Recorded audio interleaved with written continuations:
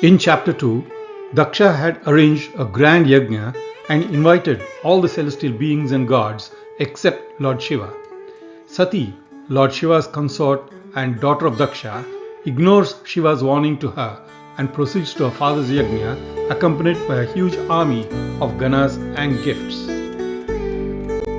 On reaching the Yagna place, uninvited and unwelcome, Sati confronted her father Daksha, the celestial beings and the gods as to why Lord Shiva had not been invited.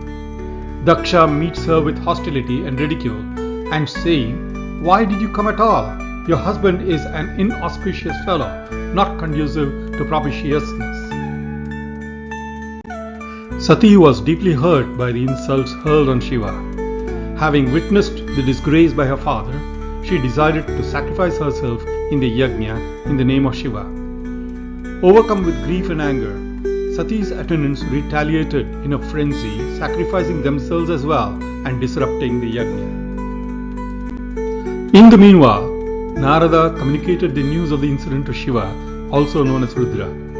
Rudra became extremely infuriated and in boundless rage, he tore a plate of hair from his matted hair and dashed it on top of the mountain. As a result of this dashing, the fierce warrior Virabhadra and the fearsome goddess Kali emerged, accompanied by hordes of spirits, goblins, and divine beings, and marched towards Daksha's Yagna, and omens of calamity manifested. Daksha turned to Lord Vishnu for refuge and protection. Lord Vishnu admonished Daksha and confirms that no one can shield you now because of your grave errors.